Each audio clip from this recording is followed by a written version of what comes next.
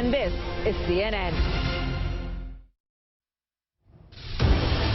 7 U.S. sailors are found dead after a destroyer collided with a massive cargo ship off Japan's coast. The U.S. Navy is launching investigations. And in France, polls are now open for parliamentary elections. We'll be introducing you to some of the new faces in French politics. Thank you for joining us, everyone. I'm Cyril Vanier, live from the CNN newsroom in Atlanta.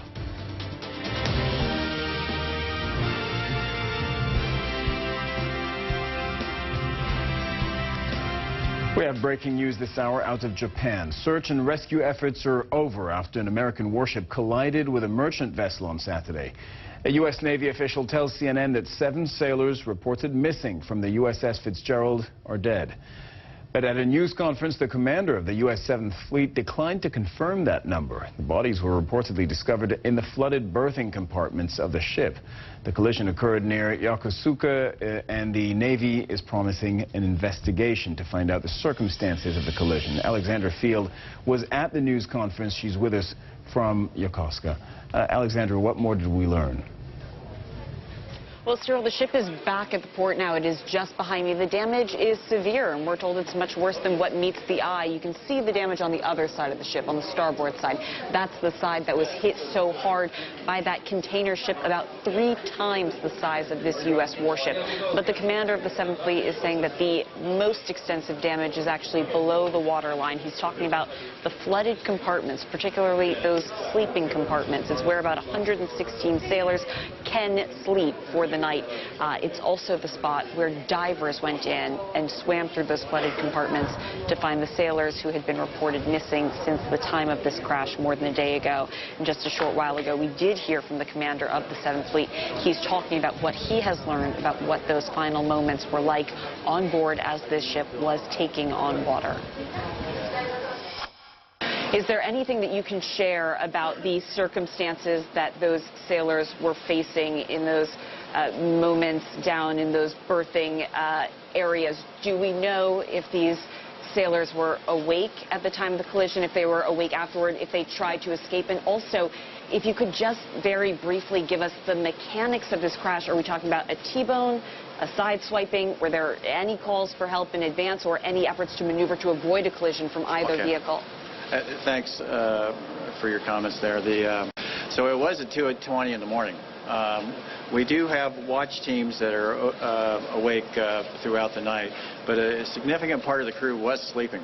And as I said before, 2 compartments that house 116 of the crew are in those compartments. And it was a significant impact to the side of the ship. And you can't see most of the damage. The damage is mostly underneath the waterline, and it's a large gash near the keel of the ship. And so the water flow was tremendous. And so there wasn't a lot of time in those spaces that were open to the sea. And as you can see now, the ship is still listing. And so they had to fight the ship to keep it above the surface. So it was traumatic. As to how much warning they had, I don't know.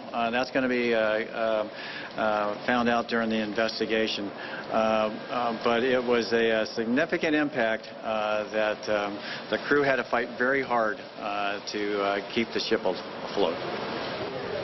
Those investigations will now be getting underway. We're also learning from naval officials that the ship commander's cabin was nearly completely destroyed. The 7th Fleet commander saying that the commander of the ship is lucky to be alive. He's one of 3 people who was medevaced off the ship just after that collision. We're told that all 3 of those people are in stable condition, Cyril, but that the ship's commander is not yet in a condition to be able to answer questions about what may have gone so horribly wrong out there. Cyril? Alex, what is the investigation likely to look like? I mean, how does that happen to determine what happened in the middle of the night? And frankly, sir, there will probably be a number of investigations. That's the word that we're hearing from naval officials. They're going to be conducting an investigation. We're told there will also be a safety investigation. The Japanese Coast Guard will also be conducting an investigation, and they're going to have to look at all facets of this crash, because when you step back and look at the big picture, this is incomprehensible to so many people. You're talking about these huge, hulking vessels out on a heavily trafficked waterway. It doesn't make a lot of sense to a lot of people why these two ships would have collided. The commander here wasn't able to give us many details about the mechanics of the crash itself, just saying that it was a tremendous and a very forceful blow to the side, the starboard side of that warship behind me. That's what led to catastrophe out there on the water, and that's the question that all of these different investigations that will be going on at the same time will seek to uncover. But at this point, very early still, the focus for much of these first hours was on the search and rescue mission. And again, the word now that the 7 missing crew members' bodies have all been found, all of those bodies found inside the ship itself, Cyril. Yeah, absolutely. It's very early. We will eventually know more, and the 7th Fleet did say they'd brief us again in a few hours. Alexandra Field, live from Yokosuka, Japan. Thank you very much. And a short time ago, I spoke with CNN military analyst Lieutenant Colonel Rick Francona about what we do know so far. These are below the waterline, and if you look at the damage on the ship, what we're looking at visual to the eye is only the above the waterline. The major damage was actually done below. The structure of these container ships has a huge bulbous hull, it's called, under the waterline, and that would have struck the vessel first, doing the most damage. And unfortunately, right in that area where it struck were the berthing compartments, the machine room, radio room, and the captain's quarters, things like that. But unfortunately, it was also where these 7 crew members were sleeping. And can you describe for us what the life of the ship is like at, say, 1:30 or 2:30 in the morning, in the middle of the night? That's when the collision happened. I'm assuming the majority of the people are sleeping and are in those berthing compartments and are therefore vulnerable. Well, yes and no. It depends on the alert status of the ship. Now, this ship was returning from a routine deployment, heading back to its home port. So they were probably in some sort of a minimum manning. But remember, this is a U.S. Navy warship. It's on duty. So they've got a full watch complement on deck. They've got the Combat Information Center being manned. The bridge is manned. I mean, it's a full-up combat vessel of the U.S. Navy. But they would be at a reduced posture. So yes, more of the crew would be sleeping in these berthing compartments. The Navy is going to conduct a detailed investigation into this, find out how this could have happened. How do investigations like this unfold? Well, they're going to have to gather all of the information, and of course, what's going to entail is all of the navigational records. What happened when, and they're going to do this minute by minute. And fortunately, there are a lot of records available. All of these merchant ships broadcast their position every minute to an automated information system. The Navy does the same thing. They'll get all of the navigation records and find out what happened, why those ships were able to contact. Now, this is a very busy shipping lane, but there are rules of how ships pass each other. So we'll have to see which one violated whatever rule. And it's way too early to be assigning blame right now. No, but without assigning blame, I mean, I think it's fair to be surprised that this would happen, especially a collision involving a military ship. Yeah, because this ship was equipped with state-of-the-art electronic sensors. It would have had to have known that ship was out there. But remember, you've got this large vessel, this commercial vessel loaded is about 40,000 tons. This would be like a freight train hitting a Volkswagen. The Navy destroyer. It's about 3 times as heavy as the destroyer, 30,000 to 10,000 tons. Yeah.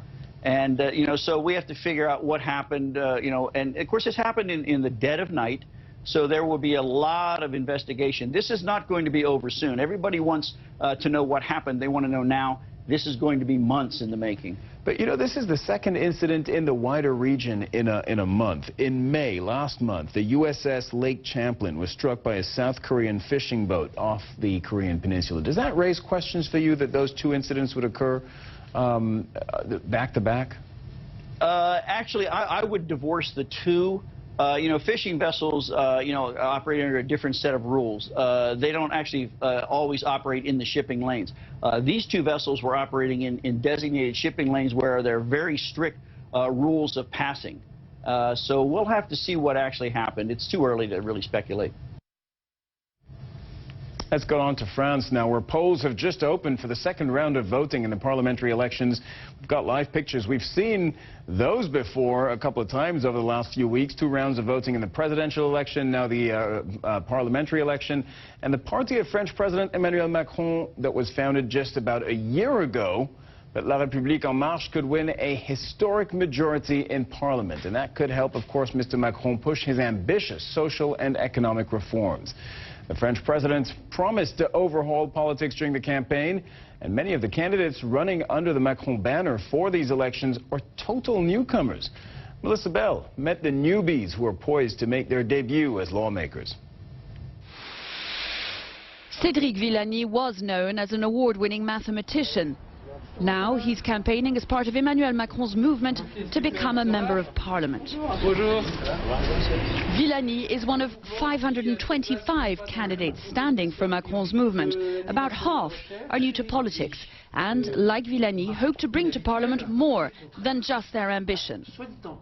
I know about science, and science is more important than ever in the public debate. Even very technical scientific questions are now every day in debates about climate change or artificial intelligence or you name it. I've been a teacher and very much involved in the scientific culture. And this will be important because one of the crucial things needed in politics now is people being able to explain to a wide audience. Not thinking that people are too dumb to understand the complexity, but explaining the complexity in simple terms.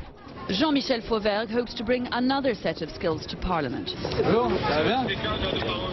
The former head of France's elite police force says security is why he joined Macron's movement. He's a man who can bring people together, and more importantly, for the cop in me, he's a real commander-in-chief.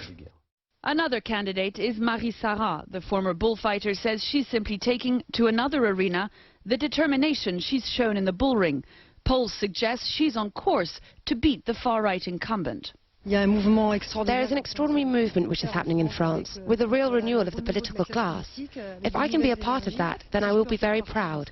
And I'm going to try and meet people to explain to them that they don't need to be scared. The En Marche candidates will find out on Sunday night whether their campaigning and the meetings they've held in town halls like this one in Bièvre have actually paid off. Emmanuel Macron will also find out whether he's won the second part of his gamble. Last month he became president without the benefit of an established party, something that's unprecedented. Now he's hoping to secure a parliamentary majority, the likes of which have never been seen in the history of the Fifth Republic. Melissa Bell, CNN in Lisbon. And that's it for now. Thank you for watching CNN Newsroom. I'm Cyril Vanier. Marketplace Africa is next. Stay with CNN.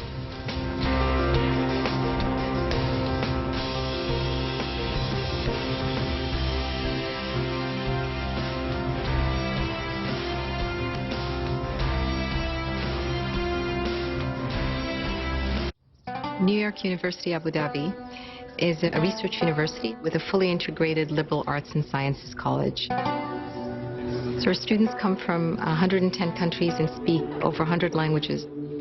They're true citizens of the world. We want students to develop as leaders in all areas of human endeavor.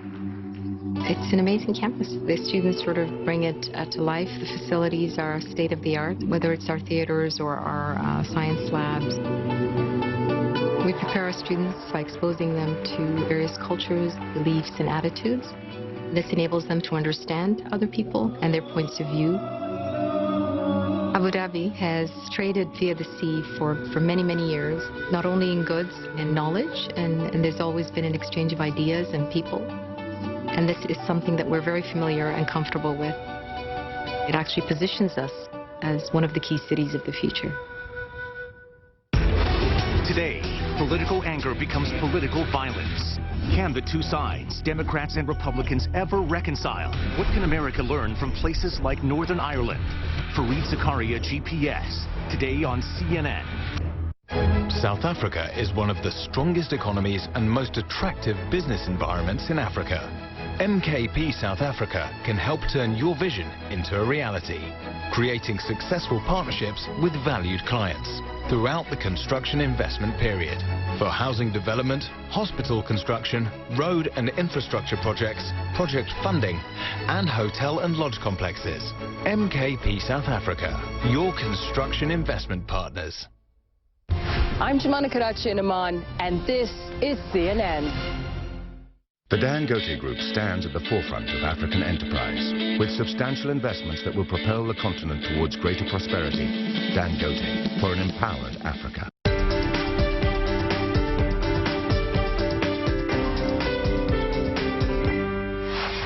Welcome to Marketplace Africa. We cover the biggest economic trends impacting the continent. This week, we're focused